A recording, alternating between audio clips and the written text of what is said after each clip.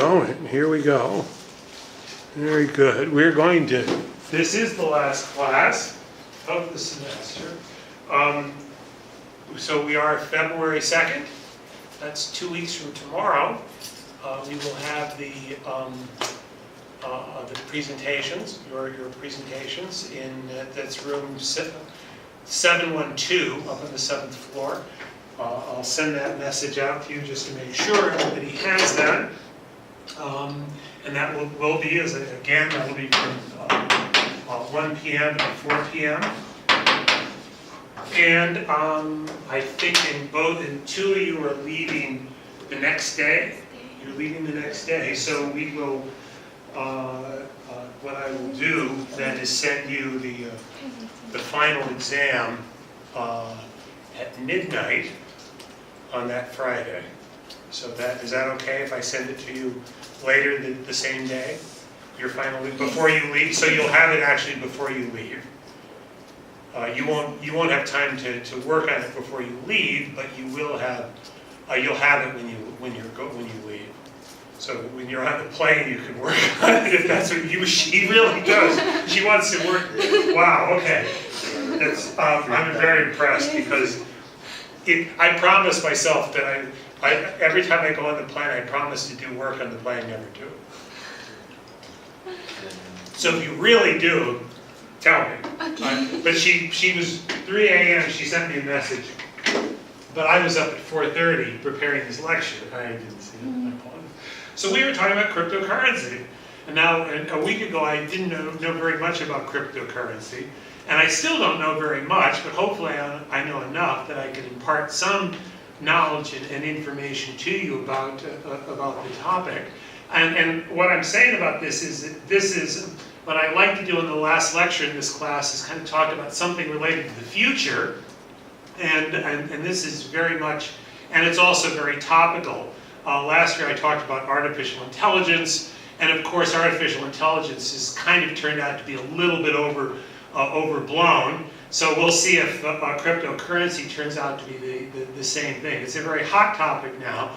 But what I'm going to talk about is kind of the background of what money is, and what we're going to talk about first is what is money, and the reason is that to really I thought about this to really think clearly about what cryptocurrency and Bitcoin. Instead of talking about some of the mechanics of that, I think the important thing is for us to understand what money is. First, what money does, what various ways that that money is created, and how and where, what is the thing that's driving the creation of cryptocurrency. So if we can see what's driving it, then we can have a sense of where this is going. So that's kind of my approach. And we have now for most of us, and most of the time, we think about money as just this stuff. The stuff we pull out of our wallet. I got one right here, there it is right there. That guy right there. So that's what we've got in our wallet. That's what we think money is. That's what we think, that's what we think of what money is. And what I'm going to talk about, really isn't, all this is just a representation of something. What we need to do is really think about what money really is. So those are examples of probably four of the world's most important currencies: the dollar, the yen, the euro, and the British pound. So what is money? It's such a normal part of our everyday lives. We really don't think much about what money is. It's just kind of there. We need to buy things. We have money in our pocket. We pull it out and we buy things with it. We need to make money so we can pay for school, pay our rent, pay for our trip, buy the things that we want to buy. So we think about that, and we may often think about that money is actually the thing is the thing that we're really is the center of what we're doing. But what is it actually? Economists typically attribute three major qualities to money. These are really what I think are the central things of money. Money is it's a medium of exchange. And by a medium of exchange, it means something that is used to facilitate transactions for goods and services between buyers and sellers. That's what a medium, so money acts as a medium of exchange. Money is a unit of account, a representation of real value.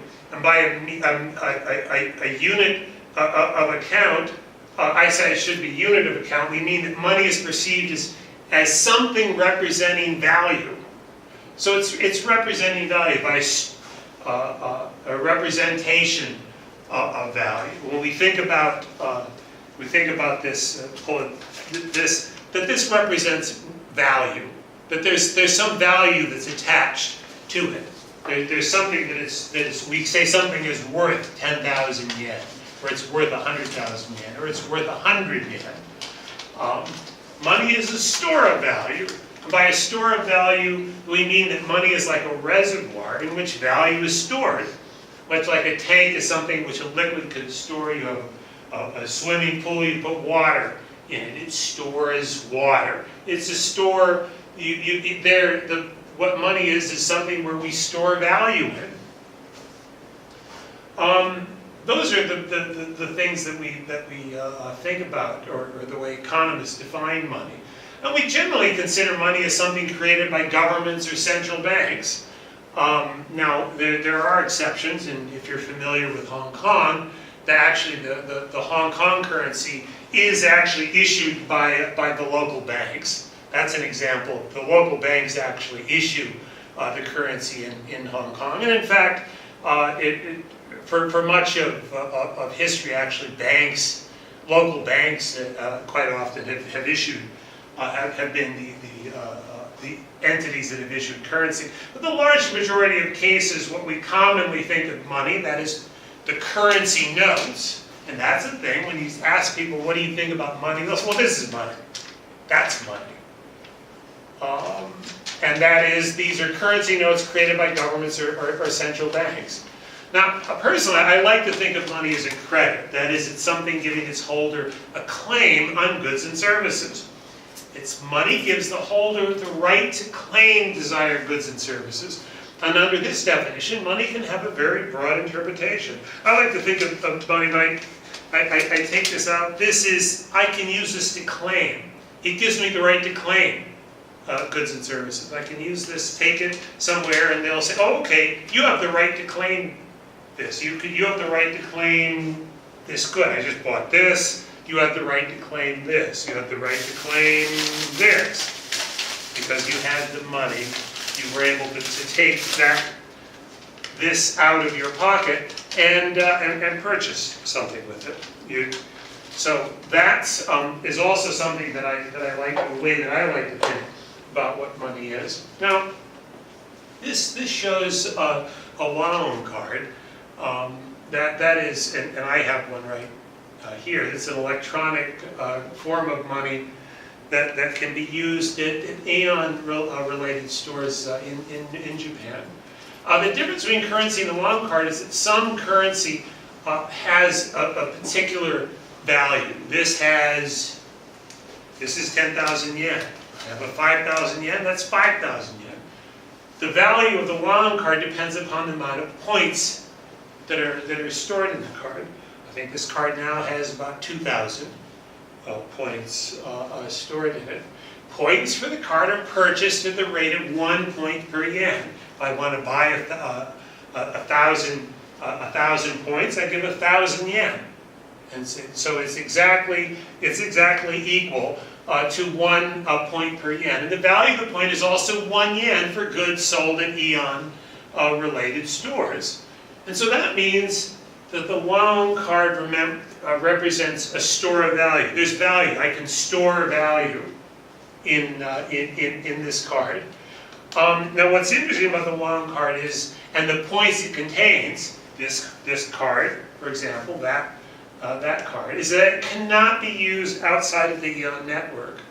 It's only valid and useful within the Eon network. If I take this into an Eon store or related store, including some, I think it's Mini-Mart, some convenience stores, I can use this as money.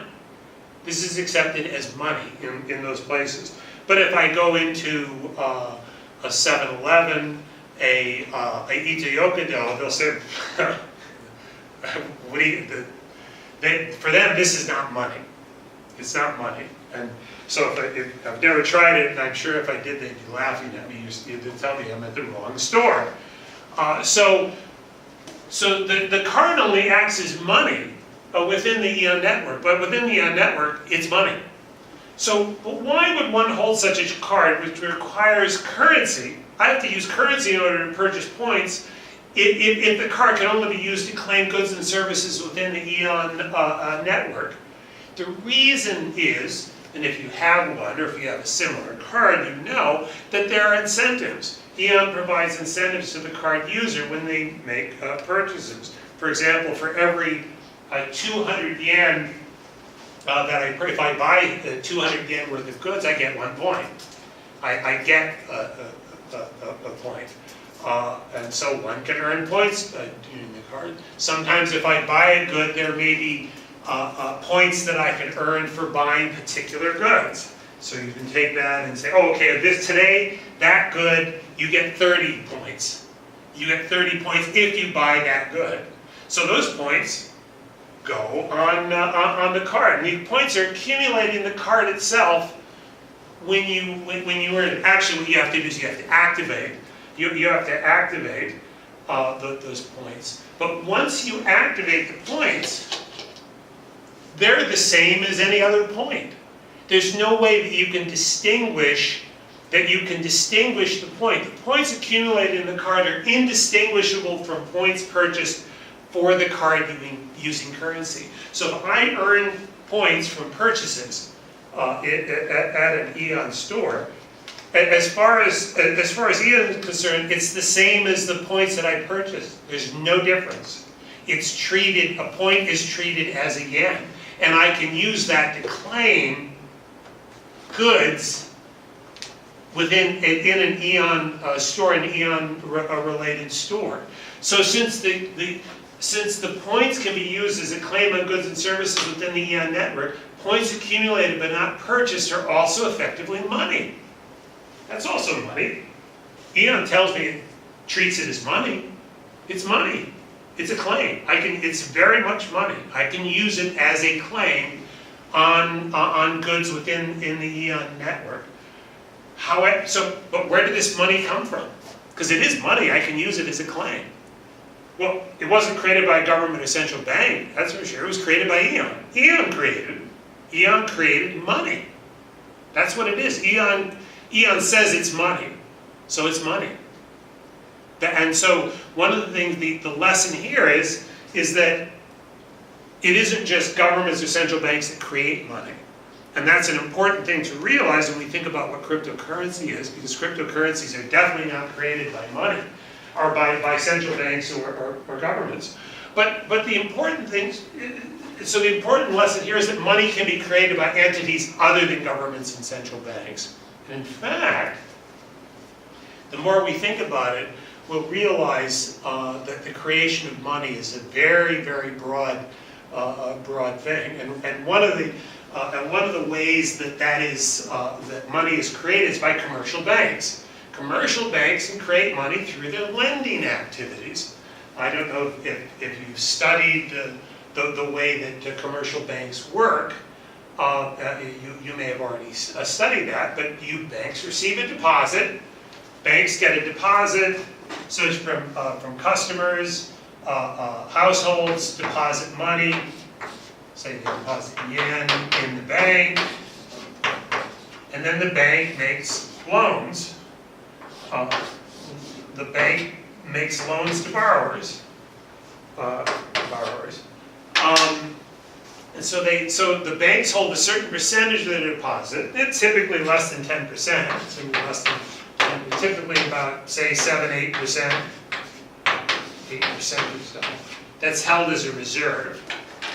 And then they lend out the rest. So the reserves are held by the bank in order to process ongoing transactions on a daily basis within the bank. People come and take money out, they need cash, they get it for their ATM, that type of thing. But most of the time, if we bank with the bank, if we have money in the bank, most of the time our money's just sitting there. We tend to have a fair amount of money that just sits in the bank. So we need it, we use the ATM and we get it. Now, so the bank has deposits that are just sitting there. So when the bank makes loans, many borrowers deposit the funds they borrow right back in the bank. They may lend 100 million yen to a company. Well, the company's going to turn around, put it right back in the bank, and use that money when they need it. When they need to run their business, maybe ongoing activities in the business that they're using for. So it goes back in the bank, and now the bank has more deposits. And then the bank can lend 90% of that.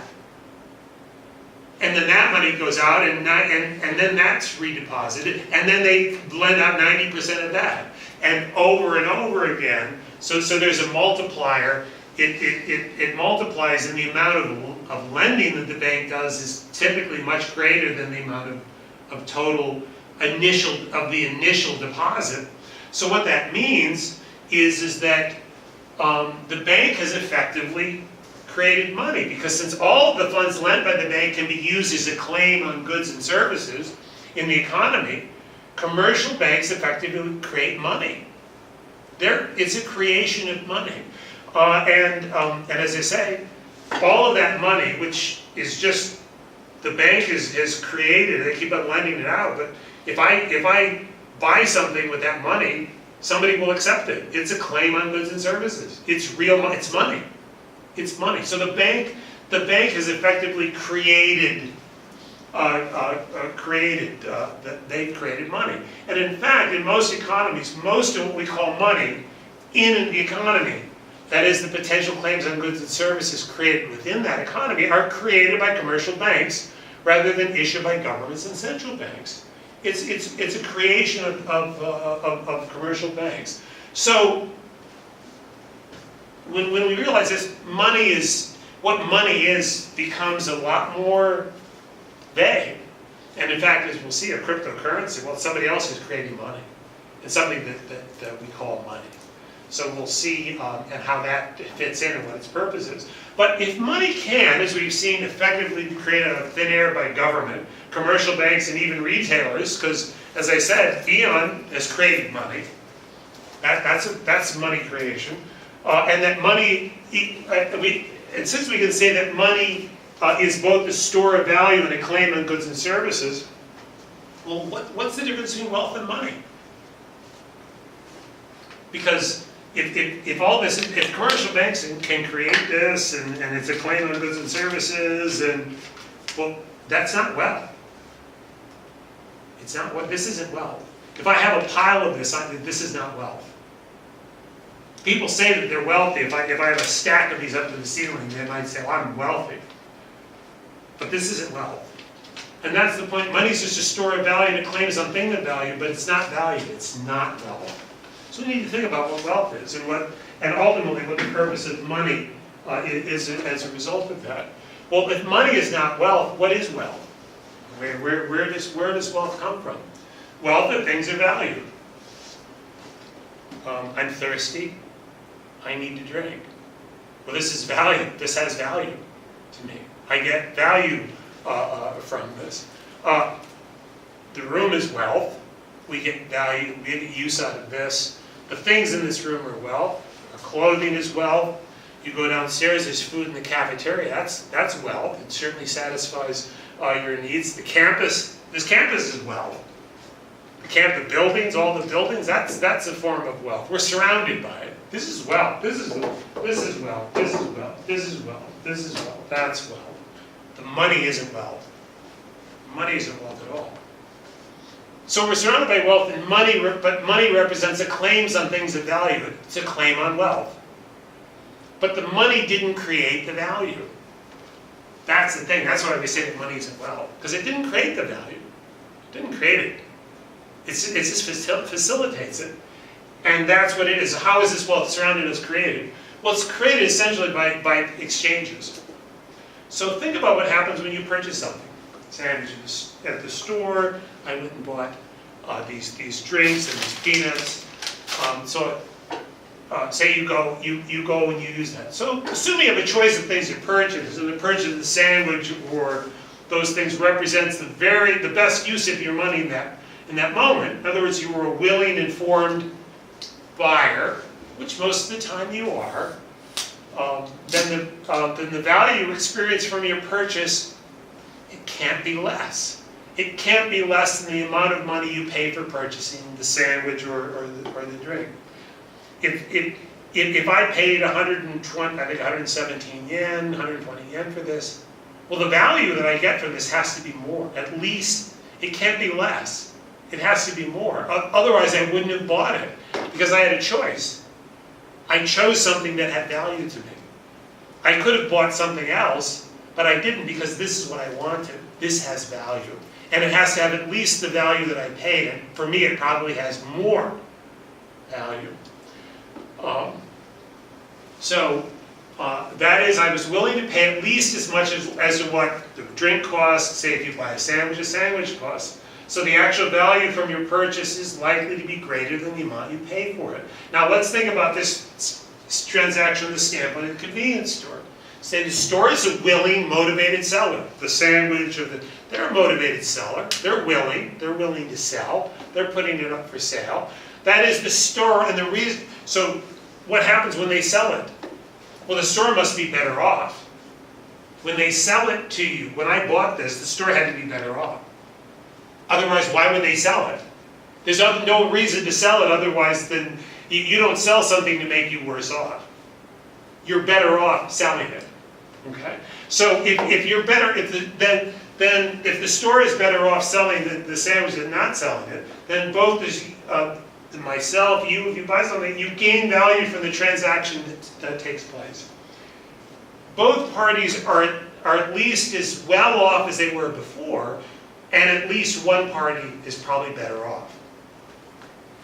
And probably both parties are better off. You get a sandwich, I got these drinks. The store receives the money, which is a store of value for having sold the sandwich, which they can then use as a future claim for other goods and services, or as profits which may be returned to the store's shareholder. But the wealth is the value received from the transaction. That's what wealth is. The wealth is the value that I received. I needed a drink. That's the value. I received value. I'm better off. The store is better off. That's wealth. We've created wealth. This transaction created wealth.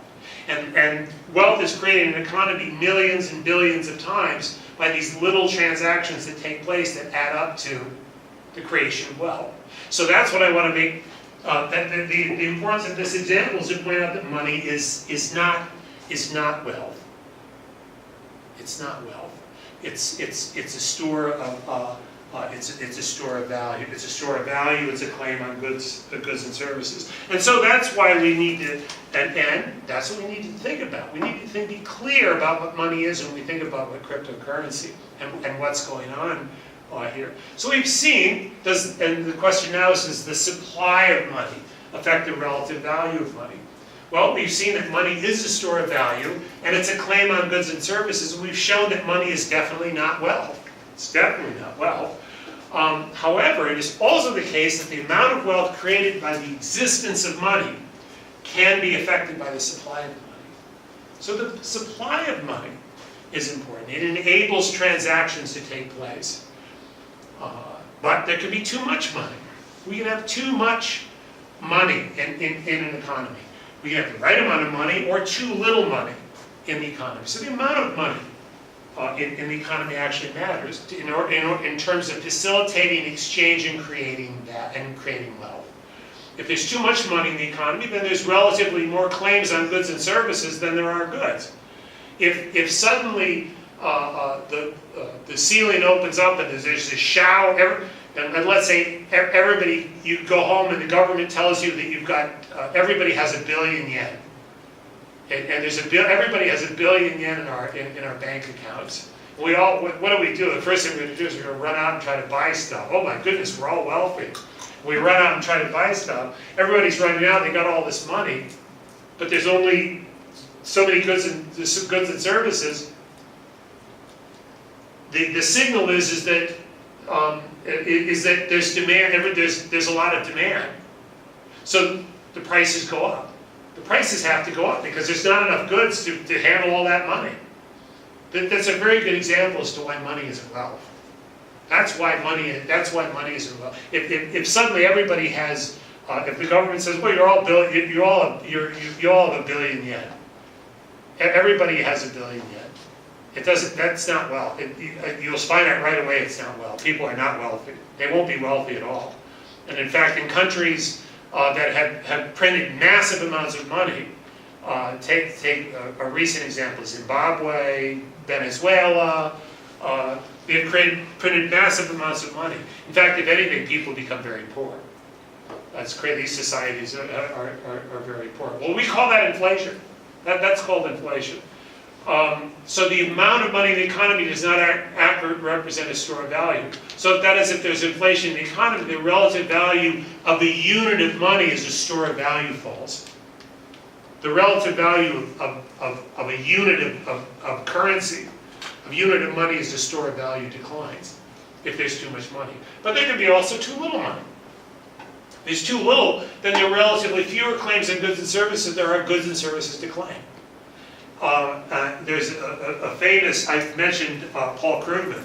He has a famous story where people were doing babysitting, and they created a currency, and which they exchanged with each other in order for the children. They all had young children.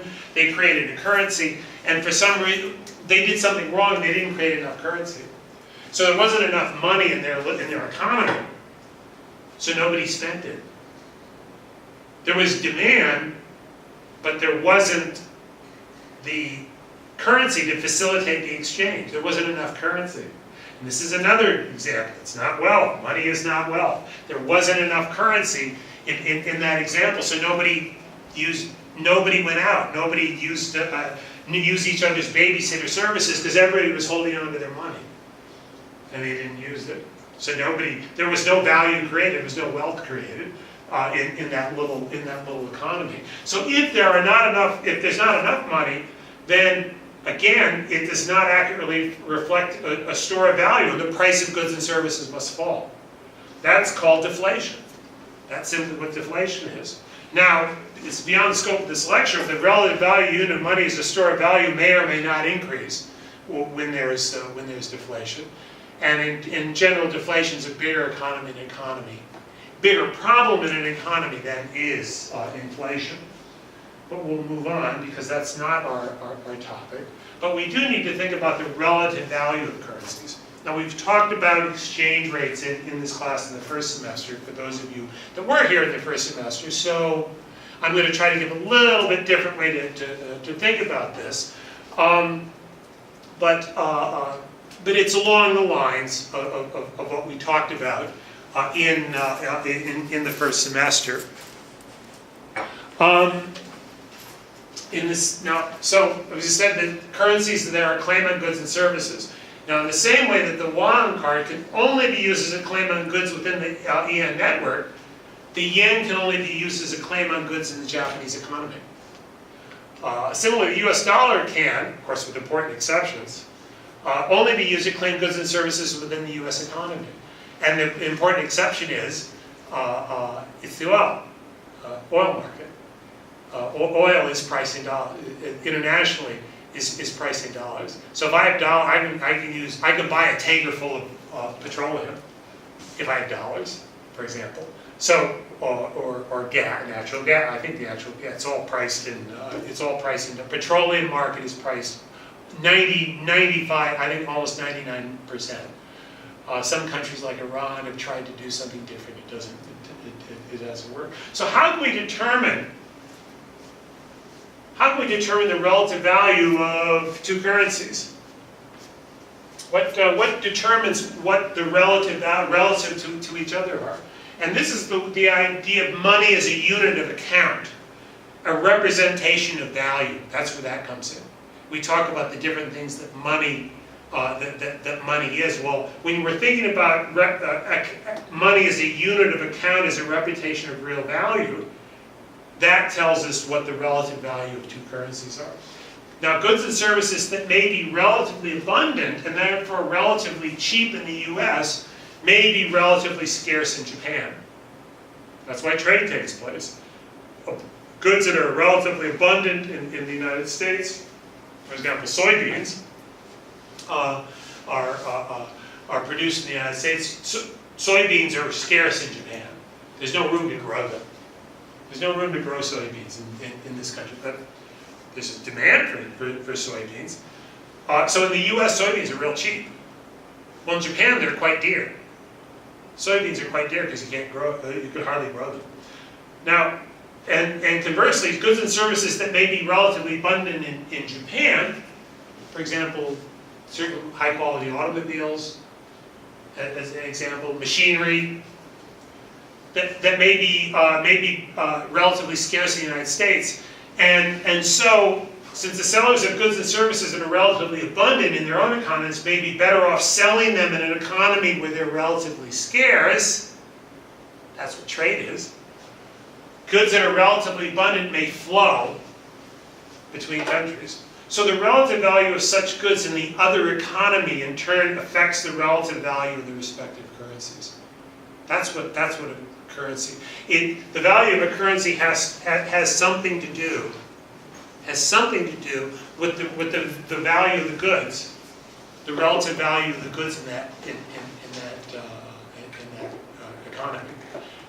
So this is why, for example, in a country that produces high quality manufacturing goods like Japan, the value of the currency is high relative to a country that produces, say, commodities such as cocoa, say chocolate. So countries that tend to produce commodities tend to be poorer and because the value, it has to do with the relative value of the currency. And we need to think about that because that's when we think about cryptocurrencies. That's what we do. Now we'll move on to the extension of credit and transaction costs. Now, when we think about credit and transactions costs, we must consider that money is a medium of exchange, because that's there's pictures of credit cards. You may have one or more of those cards in your wallet. Now, when we're using money as a medium of exchange, that is when we pay for a purchase with cash when the purchase is made. So if I paid for this with cash, I paid it with currency. I pulled money out of my pocket. I paid for it with currency. And what's the advantage of doing that? Well, there's no transaction costs. I just went to the store. I pulled the currency out. They didn't charge me a transaction cost for it. They have a price. I pay that price. There's no transaction cost. But sometimes we pay for a purchase using some mechanism other than cash. Those are examples right there. This is especially the case we travel, make large purchases. Maybe we're buying a computer. Buy a computer, we could draw money out of our ATM, but we might be better off paying it with a credit card. It might be easier. We don't have time to go for the bank. Maybe we don't have money in the bank.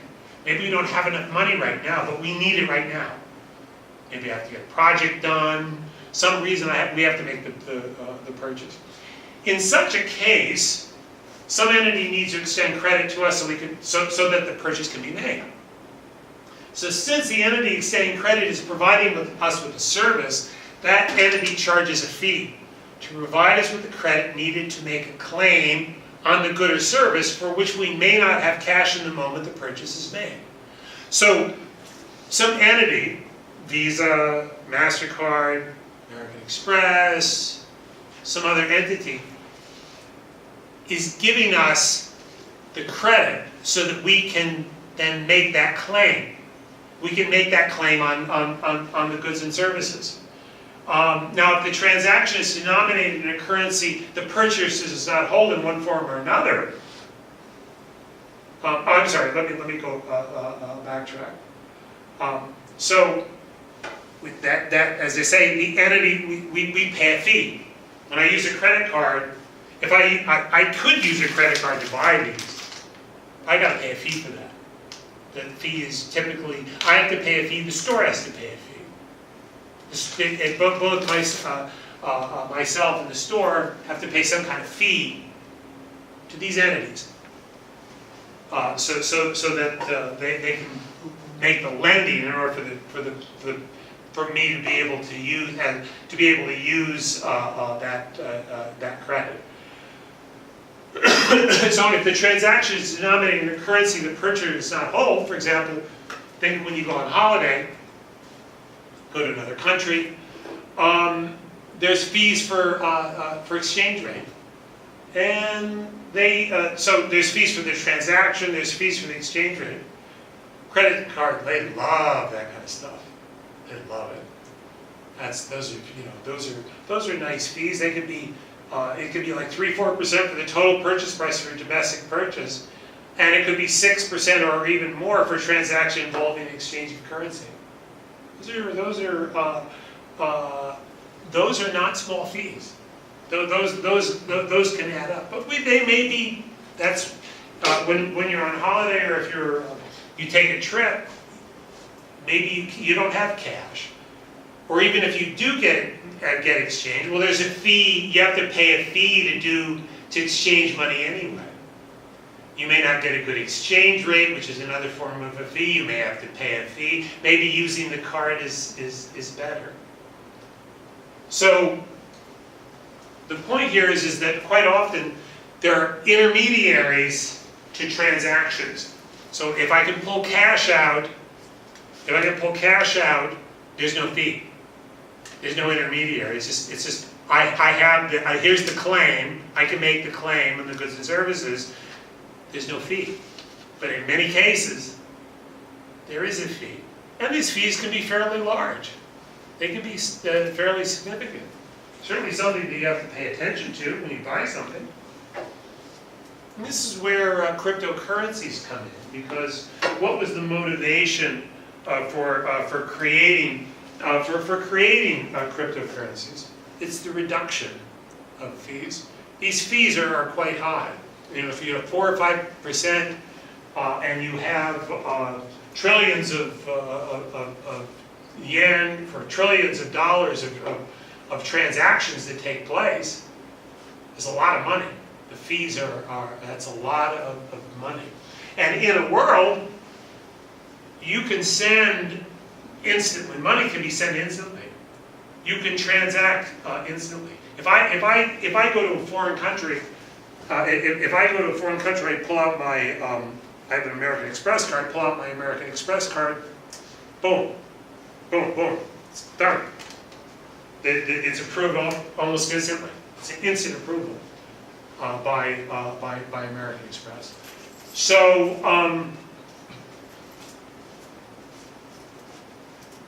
now we have a world where these kinds of transactions can take place. They can take place very quickly, instantaneously, but we have high fees. We have high fees because there has been until now nothing to compete. There's been nothing to compete with these. With these entities that extend credit. Well, that's an opportunity. People looking at that and saying, well, they're making a lot of money. They're not really doing anything. If you've ever exchanged currency, I make large exchanges of currency. I've made, for example, to purchase, to import goods. I've done that. Bringing in money, the bank wants 1%. Transferring, let's say you're transferring 100,000, maybe $200,000. I've done where $200,000-300,000, to purchase. The bank wants 1%. All I got is a guy pushing a couple buttons, and they want 300,000 yen for that. That's crazy. That's crazy. They're not doing anything for that. That's just, that some guy that's just pushing some buttons. I can push buttons. I can do the same thing.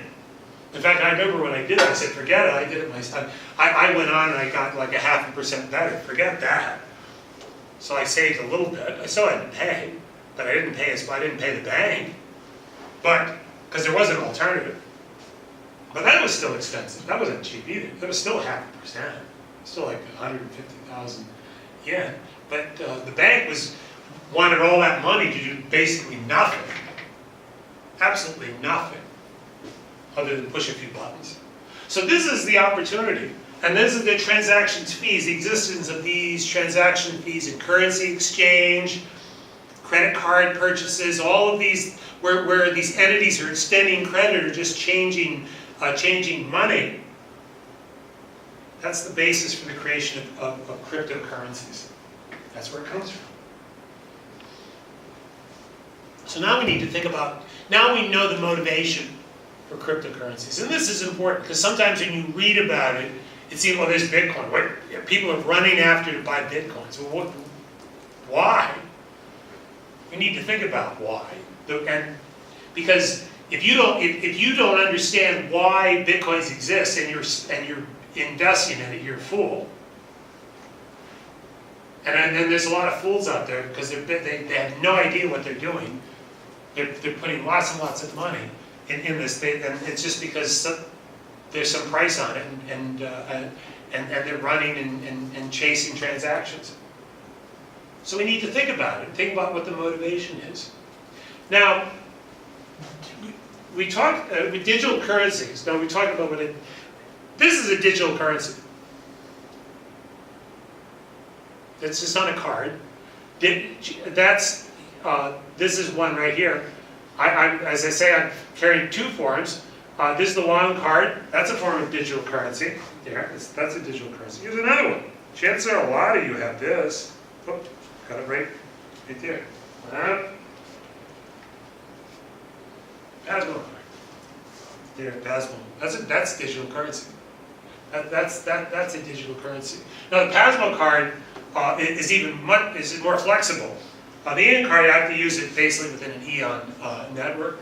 The Pasmo card is, it's a digital currency that is used to purchase transportation services in the Tokyo Metropolitan Region's public transit system. In fact, you can actually go quite a distance away from Tokyo and still use it. I remember some years ago going to Hokkaido and I couldn't use this, I think if you go to Nagoya you can't, but I think even if you went to like Shizuoka, I think you still would be able to use. I think you can go that far down, but there's some distance you can travel from Tokyo and use it. But you can also use it to purchase taxi services, and you can use it at a number of retail outlets, especially convenience stores. Most convenience stores around town, you pull this out, you can just use it. It's like money. It's accepted as money. You can use it if have you ever used a Pasmo to buy taxi services? You can use it for a taxi. You pull it out, okay, no, they're great. It's money. It's money. It's digital money. This is digital money. Now the thing to remember about that is that the other important point about this kind of digital money is that these are examples of what's called centralized digital money. It's centralized. And what that means is that there's a central point of control over the issue of the card. This is digital money that's issued by one. They control it. They're responsible for it. They control the value. They control the legitimacy they monitor the transactions. There's an agency that issues this card, this Pasmo card. I should find out exactly who it is. It's too small. I have to get a magnifying glass to read it. But this is, there's an entity that issues the cards, that monitors the transactions. It's centralized. They're responsible for it. And one of the things that they do, they maintain the integrity. They maintain integrity of the card. And they do that by monitoring the transactions taking place using the currencies. They have to monitor the transactions. They have to make sure that they don't get cheated. They have to make sure that the transactions are legitimate, they're done correctly, the taxes are paid, that it's debited properly. Everything has to be done. So you want to make sure that when you use it, that they properly debit the value from the card for when you spend it. That it's all done properly. All digital currencies face what's called the double spending problem. Double spending problem occurs when a digital currency is spent more than once. So let's say if I hack this card, and I basically what happens is it's a result of some type of fraud. Maybe I'm creating a duplicate, or I'm falsifying something so I can use it again. It's as if so the card thinks that I still have money when I actually spent it. And there's some record out there that says, in fact, that money was spent. So when you spend money on this card, the transaction tells you that it was spent. There's something in the transaction that goes and says, that money, that amount from that card was spent. But if I can go and change that, I can falsify. And when you do that, that inflates the amount of a given digital currency in circulation, and it reduces the amount of trust in such a digital currency. Because let's say that you buy this, let's say that somebody's hacking these cards. They're duplicating or they're stealing money. Well, you might worry yours might get stolen too. It's going to reduce your trust in the system. And trust is very important. If you think that, I assure you, if you find out tomorrow that somebody's hacking these cards and stealing money, and they're stealing a lot of people's money from the cards, and people are losing a lot of money, you're going to start buying tickets. You won't use this anymore. You'll stop using the card. I'll stop using it. I'll stop using it today if I'm worried that somebody's going to be stealing. Somebody's going to hack my card and steal it when I use it. So that's what's called the double spending problem. So the double spending problem made it difficult for decentralized currencies, digital currencies to develop. And decentralized digital currency is a digital currency lacking essential point of control over the issuance of the currency and the maintaining of integrity in the transactions taking place using such a digital currency. Now, the thing about that is that there's an entity, when I have cash, there is an entity that issued this, but they're probably not tracking every purchase. So even though there's something central, the transactions I know the transaction has integrity because it's guaranteed. That this currency is guaranteed. If you have a decentralized digital currency, now the thing about a decentralized currency is that there's going to be lower transactions costs, among other things. This entity, the entity that creates this card, if I use this in a convenience store or a taxi, then the company has to go to the entity and get their money. So there actually is a transaction cost. There's a cost. There's some cost. There's some transactions cost. But a decentralized currency, digital currency, should have lower if it's efficient, if it's managed well, it should have lower transaction costs. So if you can do that and create some digital currency that anybody can use anywhere, that could have tremendously positive value. Because we're getting back to, you could use that instead of that. You could use that instead of these credit cards. If you could do that, then you're creating you're reducing transaction costs and creating value. So that when you make a transaction, then the people that are involved in the transaction receive more value. There's more wealth created for them, rather than just wealth going to the entity that's issuing the credit that they're really not working. They're not doing really anything to earn. They're just standing in between, and they're taking money, but they're not really. There's somebody else to come in between them. So that is the potential of decentralized digital currency. You notice we haven't said anything about any currency, any particular digital currency yet. So we've gone all the way in this discussion, we haven't said anything about it. And that's the important thing here is you have to really, this is the background that you need in order to really begin thinking about it. Now we can talk about what that is and what Bitcoin, what Bitcoin is. And Bitcoin was basically the first solution to the double spending problem. So people in 2008, and this is the thing, there's people that have claimed they think they know who this individual or group of people are. This Satoshi Nakamoto, which is not a real, there's no real person, that's apparently not a real person. Or it could be a real person, but it's known by that name. So it's some anonymous entity or group or individual that they called themselves Satoshi Nakamoto. And what they developed, these people, we really still don't, I'm not sure who they were, but we know that they created something called the blockchain. They invented something called a blockchain. And basically, a blockchain, I'm taking the definition of blockchain, it's a continuously growing list of record called blocks. A block, it's a record. Transaction takes place. A new transaction takes place after that transaction. And each transaction is secured using cryptography. So when Bitcoin takes a transaction, they make a record, say record 1. Then the next transaction, they create a new block, and let's call that 2. This first transaction, it's got encryption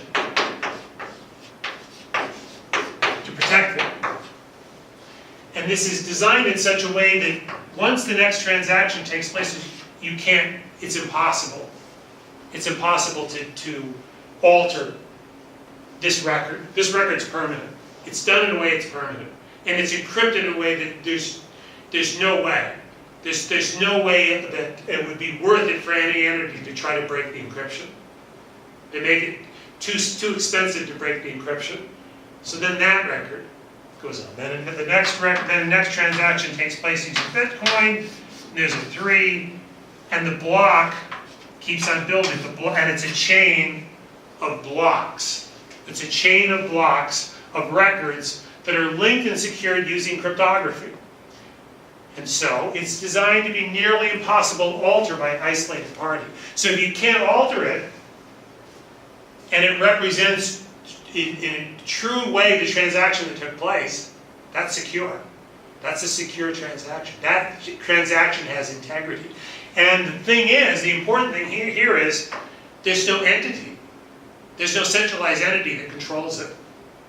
There's no centralized entity that controls the transaction.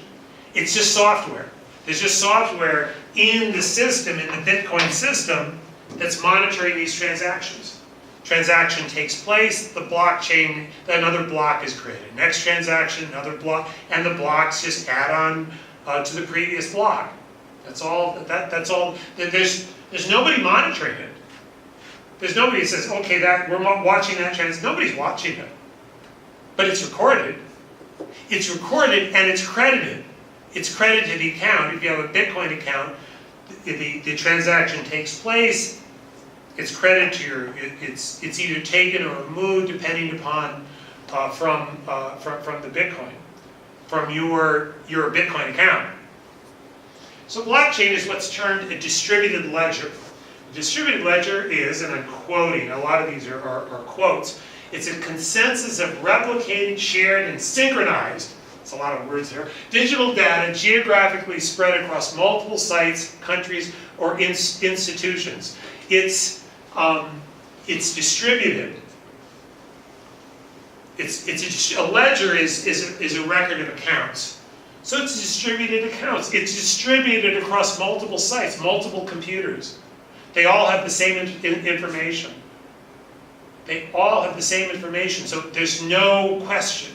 They go back and say, okay, we check the record of that transaction. There's a record of that transaction. There's duplicates of the transaction. They're stored in different locations. So you have replication, you have redundancy in the information stored. You've got security in terms of encryption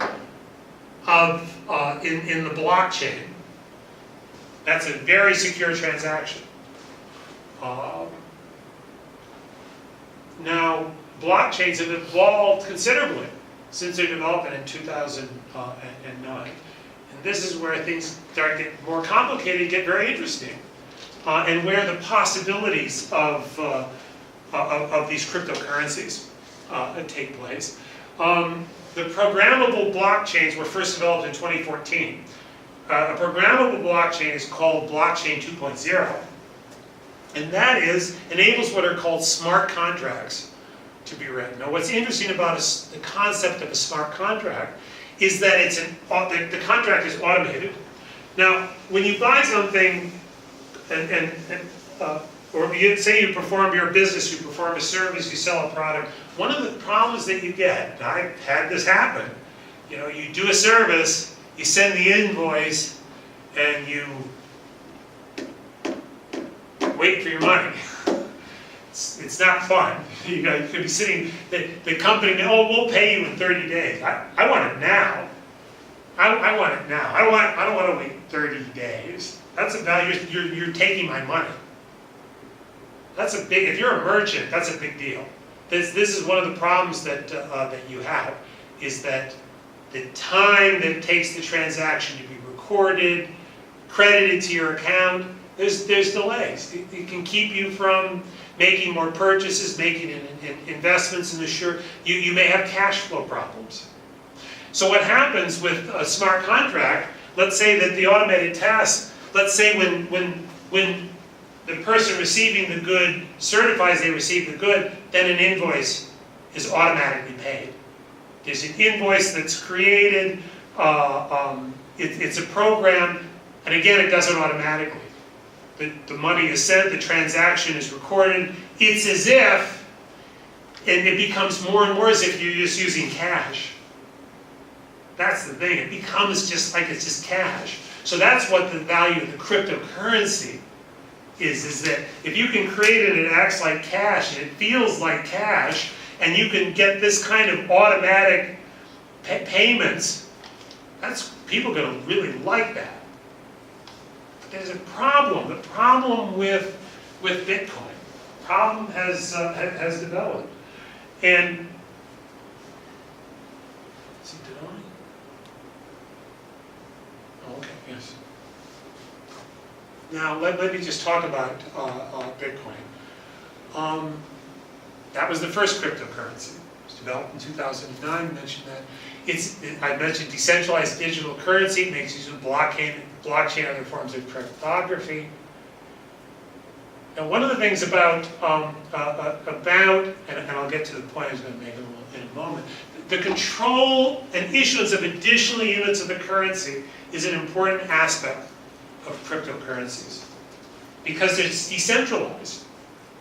It's decentralized. It's decentralized. Nobody's controlling the amount of money. Now, recall what I said earlier, there can be too much or too little money in an economy. Now what a central bank does is a central bank can monitor the flow of money in the economy and adjust the amount of money to either reduce credit or loosen credit in order to facilitate the creation of money by commercial banks. That's what a central bank can do in order to, so that there's a proper amount of money. There's some right amount that where prices are relatively stable, there's enough liquidity so people can, but not too, so people can make transactions, but not too much that there's too much money and there's inflation, and not too little that it reduces demand and there's deflation. Central banks do. You don't have that with your cryptocurrency. There's no central bank. There's no issuing. There's no one issuing it. So what they do, since there's no centralized authority, there must be a form of automatic control over the amount of the currency in circulation. You have to have some control over that. So in a sense, cryptocurrencies act somewhat like gold and other precious metals. That's one way to think about what a cryptocurrency is that it's kind of like gold and other precious metals. You can mine gold, but it's essentially, there's a certain amount of gold out there. There's mines in South Africa and a few other places around the world that with a lot of effort you can make enough gold. Ghana's another country that has gold. But it just adds a little tiny bit of supply to the total supply. Well, it's the same thing with a cryptocurrency. Now, the supply of Bitcoin, for example, was capped by its vendors at 21 million units. That's the maximum amount. And it's controlled. They control it by, you run an algorithm on your computer, and if you can solve the problem, it creates a Bitcoin. It's called mining. It's literally mining. It's the same idea. It's mining. That's why they call it mining, because you're kind of, through a lot of effort, you can make a small number of new Bitcoins to a limit, and the closer you get to the limit, the harder and harder it gets to mine another Bitcoin. Now, I've been reading about it, maybe you have too, that in China, they've had banks and banks of computers that have been that actually been located near hydroelectric power plants in places like Sichuan province, because the power is cheap and there's a lot of excess power that these power plants are producing, and these computers are sucking all this power in order to try to solve these algorithms and make new Bitcoins. So the Chinese government has cracked down on that. But that is how that's done, but that limits the supply. The supply of Bitcoins are limited. Now that's had an effect on the price.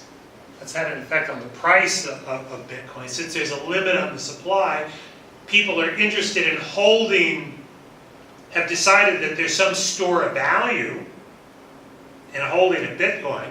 So now the price has gone up. In fact, it's gone just wild. There's now wild fluctuations. I think it went almost 20,000 for 20,000 US dollars for a single Bitcoin. Now it's back under 10,000. Who knows what it's going to be like tomorrow? It's crazy stuff, and that's not a. You either need a lot of money, or you like to do stuff like jump off of tall buildings and hopefully get a parachute. And in this case, some people might not end up with a parachute. It's kind of crazy stuff going on. But there's also some other alternative cryptocurrencies, not surprising. They're called altcoins, and that have emerged since 2009. Now, this was the most significant of these, is ranked by currency market capitalization as of mid-2017, which is like ancient history in cryptocurrency land. Ethereum, Ripple, and Litecoin are some of the more important, but as we'll see very shortly, there are more other examples of these. There's lots of them. People are coming out with new ones every day now. Some of these are fraudulent. It's not a lot of regulation. Basically people are putting out digital currency and say, here, but give us money for it. And people are jumping at it. In some cases, it is just fraud. They're just disappearing. So there are cases of that. It's kind of like the Wild West kind of situation. The governments are looking at regulating it. But it's pretty light. Governments don't know quite what to do with this. Yet. And one of the reasons is that, in fact, there's a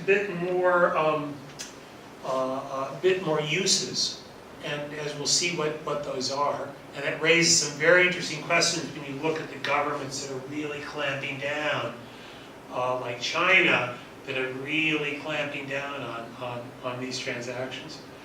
The problem with Bitcoin is Bitcoin is developed with an eye towards reducing transactions fees. In part because the value of the currency has become extremely high due to speculation. And because its day-to-day value has become so volatile, its ability to function effectively as a currency has become limited. There's places you can spend Bitcoin. You can go to Beacon, Canada, for example. If you have you can spend Bitcoin at Beacon, Canada. They'll take Bitcoin. My wife has actually spent Bitcoin. She has some Bitcoin. At any rate, she seems to be having some fun with it. Just little tiny amounts that she's gotten. Having a lot of fun. I hope she's still having fun because I'm not quite sure how much. I know she's long in the market and the price has gone down. I haven't asked her for a few days and I don't think I'm going. We've been married a long time and you learn after a while what questions you ask and what questions you don't. So, at any rate, the problem is that in a Bitcoin, the block, you do a transaction, then there's another transaction. The transactions have to be processed. And Bitcoin does not process transactions very efficiently. So in fact, because there's actually a long waiting period, because there's a line up of potential transactions that want to get on the blockchain, you have to pay in order to get your transaction processed quickly, you have to pay a high fee to jump to the front of the line. Now, why would you do that? Well, you would do that because tomorrow the value might be 50% less. I mean, if you, let's say that let's say you bought a house, somebody's used a Bitcoin to buy a house and it's $1 million house, and they've given you 100 Bitcoins at $10,000 of Bitcoin. So now you've got 100 Bitcoins. Are you going to wait for that? Are you going to wait for that in order to determine? You're going to pay to do the transaction now. Whatever at that kind of money and with that kind of volatility, you're going to pay to do it now. The problem is that if you're a merchant, and let's say, and the example is you selling a pizza, because you can go out and buy a pizza with Bitcoin. The problem now is that if I'm selling a pizza,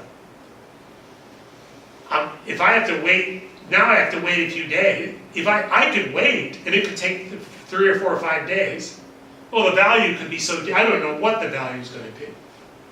So if I'm making the pizza, I want my money. Otherwise, what? I want my money. So the problem is that the fees are more than the product now. If it's a small product, the fees are huge. But that was the whole purpose. The purpose was to reduce transaction costs and make instantaneous transactions. The problem is you can't do it quickly and you can't do it cheaply. That's a problem. It's not working. Bitcoin as a currency is not working. That's exactly opposite of the original intention of the cryptocurrencies.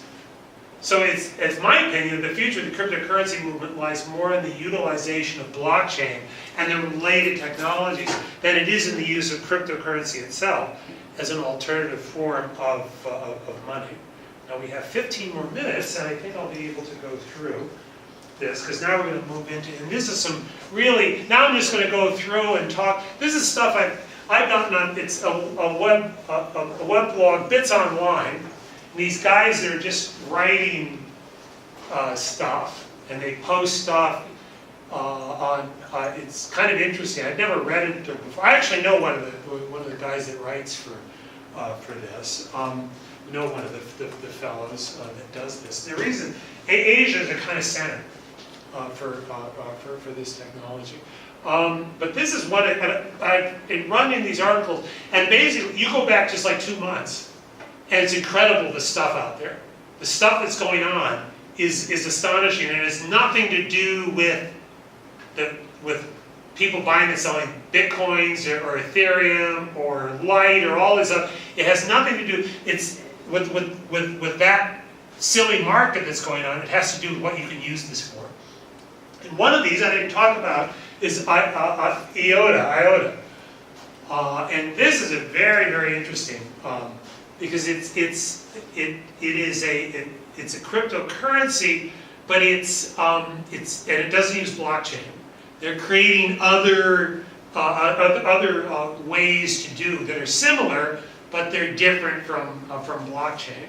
And here, the IOTA is used for the Internet of Things. Now, one of the hole that's filling, the internet, people are coming up with real interesting stuff you can monitor, to monitor through the Internet of Things. The problem is the people that are making this stuff haven't thought about security. They haven't thought much about security. They're just making this fun stuff that's working. My wife told me an example. They had, but the problem is you can hack this stuff. You can hack it. She told me the story about that how there was some conference and they were displaying a refrigerator that was a smart refrigerator, and somebody hacked it and put pornography. It was projecting pornography on the during the presentation. It wasn't. Basically what they showed was we can hack you. In other words, if they can hack it. You want to buy a refrigerator that you put it in and somebody hacks it and they destroy all your. It's not. Or they hack it and it's supposed to be your security, and they hack it and they come in and steal everything. I don't think that's going to work very well. So what's happening is you got this IOTA that's coming and that enables that they're enabling the use and something called the Tangle ledger, and what it is they're able to monitor the sensors, make transactions with what they're calling zero fees. There must be some type of they've got to get their paid somehow in order to do that. But what they're doing is that they're able to monitor the sensors and make sure that transactions. There's no hacking, so they're using this to protect the sensors and to monitor when transactions take place. So a transaction, there's a sensor. The sensor says that there's supposed to be a response. They track the response. It's done with a kind of blockchain, what's called the Tangle ledger, and they monitor the transaction. And settle the transaction that take place and guarantee its integrity. So it guarantees the integrity of the transaction. It's really interesting stuff. And in fact, I know people were talking. I was watching these presentations about the Internet of Things, IoT. And you'd watch this, and the engineers, you can see they're coming up with this stuff. They have no idea. Really, how to, they're thinking like engineers and not like practical people in terms of, it's like, oh boy, isn't this exciting. But in order to turn this into real business, you have to have this kind of technology. And so this is, something like IOTA is going to make this possible to take place. I think I wanted to, let's see. Anyway, this is it talks about the Tango. It's a revolutionary. It says a blockless distributed ledger, that it's not blockchain. It says it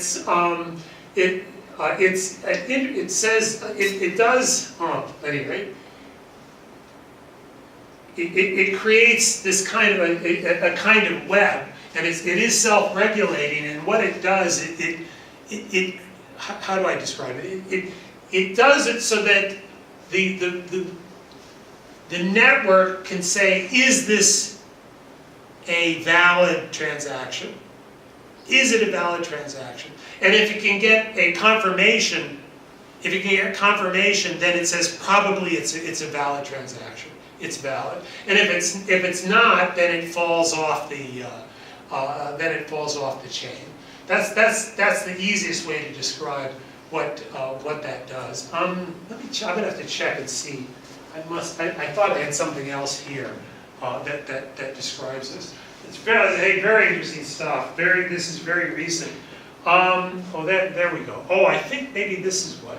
At any rate, this describes it. It's a blockchain. It's a data structure where there's a header and some data, and then it forms a chain, which is oh no, that's what blockchain is. Where the tangle is what they call a directed acrylic graph, which they call a tip, and the tip is a transaction. And it says whenever there's a new transaction, it confirms two of the previous transactions, not necessarily directly connected to that transaction. And what it says is the more confirmation a particular tip gets from new tips that happened in the past, it becomes honest or legitimate. And any fake ones, it says, just fall off and it falls away. If you can't get confirmation, it becomes invalid. So it has to be confirmed in some way by a previous transaction. That's the way. So that way, it's in a block. You're just looking at the previous. You're protecting the previous transaction. Where this is going back and seeing the connections. It's making the connections with other previous transactions that may be related in some way. It's an interesting approach, and this kind of stuff is coming out all of the time. Here's something that I found. This is going on right now, and this is the Tokyo Metropolitan Government is involved with this. Now I know typically when you have this kind of stuff, you wonder, is this real? What's going on here? But and this is, like I say, going on right now. There's some conference that's going on right now. I think it's this week, actually. And they've invited these foreign, the Tokyo Municipal has invited companies like this. You can see the IOTA is one of them. So they're interested in the Internet. This is Internet of Things. These are some of the companies that are involved. This is most, there's a couple, Toyota is one other one. But you're seeing some major companies, banks. You're seeing some banks, retailers, more banks, manufacturers. There's Japan Post. They're a bank. They're one of the world's largest banks. Credit cards, telecommunications, another bank, Mitsubishi UFJ.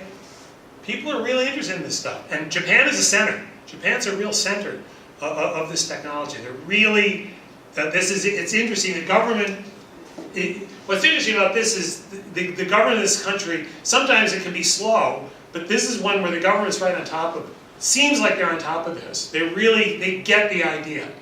And other countries are trying to figure this out. It seems that the government of this country is kind of on top of this, and they're trying to promote this, and they see this as creating an advantage here.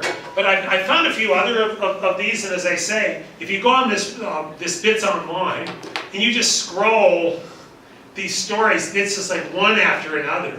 I've just taken this from just the previous 2 months, so this is very, very timely kind of stuff. Here's a company called MedCredits, and MedCredits, they're using the blockchain and what's the Ethereum.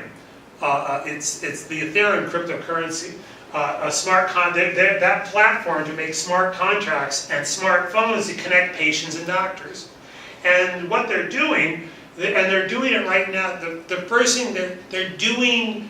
They're doing things in which doctors can make reasonable diagnosis over the phone, and the one that they're doing is dermatologists. So dermatology. So if you've got something on your skin, some type of skin problem, what they're offering is that you could be anywhere in the world. You have a smartphone. You have the Ethereum smart contract, the software. For Ethereum, you hold Ethereum, the proper cryptocurrency. You buy the crypto units of the cryptocurrency, and so you hold it. A doctor can look and see. Some doctor somewhere in the world can look at it at a very low, look at you and make a diagnosis, and say you need to do this, this, and this. So that's what they're, and so the idea is for very low cost, very low cost medical services. Now you think about that, well, it's, well, you better be a doctor in some country that's, doctors going to move to countries that are low cost, low cost of living. That's one thing that this is going to do. But this is some very interesting stuff. It says here, the MedCredits platform connects patients to dermatologists for fast diagnosis at a fraction of the cost of going to a doctor. So it's something you can do like that. That's what MedCredits. Ripple is another major altcoin cryptocurrency. And here is an example. Again, this is last month. Top Korean banks are working with a Japanese bank consortium, 61 banks in Japan, to modernize cross-border payments. And the idea here, what's very interesting about this is done to facilitate trade between South Korea and Japan. So to basically integrate the economies to make transactions so that the manufacturers in the countries that are buying and selling, that are shipping goods, maybe as part of the production process back and forth, that they can do these transactions and reduce the cost of transactions, which makes both countries more attractive. It lowers the cost of producing in both countries because now they can sell to the rest of the world more competitively. If the companies are involved in this kind of transaction, these kinds of transactions, so this is. So the Japanese banks are leading this. Major banks in Korea, South Korea are doing it, and they're working with two major banks, Woori Bank and Chihan Bank. Those are the two of the largest banks in South Korea. And so using the RippleNet, the Ripple technology. And so it's a settlement. They have a settlement technology that's called Xcurrent to settle transactions. So this is here where these banks are using this, working with these cryptocurrency, this cryptocurrency country using their settlement technology. You're seeing a lot of this going on in financial services now. Financial services are adopting this kind of settlement technology.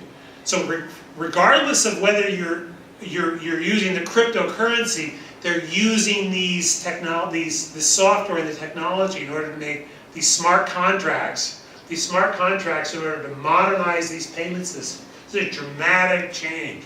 Banking is changing right as we're talking. It's happening right now. This is one of the things, if you haven't paid attention to this for a couple of months, and I didn't even know about it, so I didn't pay attention to it at all, this dramatic stuff is going on. It's really dramatic, and it's happening almost on a daily basis now. As I say, the world is really changing. Here's one that I found again the last couple of months. Who knows the financial services, that's happening. That's definitely happening. Here's one that's a music platform, and this will be interesting to see if this works. We only have 1 minute left. Well, let me just, it looks like, that's the last one. That is the last one. Let me get through.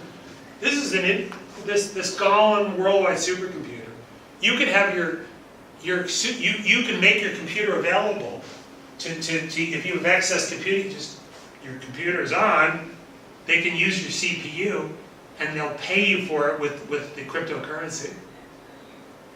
So you can earn cryptocurrency in their network. So they're gonna pay you. It's a way to this is kind of micro payments, and that's one of the things I'm seeing. This micro payment kind of stuff, little amounts. So the transactions are very small, low value, but you can do lots and lots and lots and lots of transactions. So when you do this, we are moving. You're seeing the outlines of what's going on here. And this is the direction that it's going.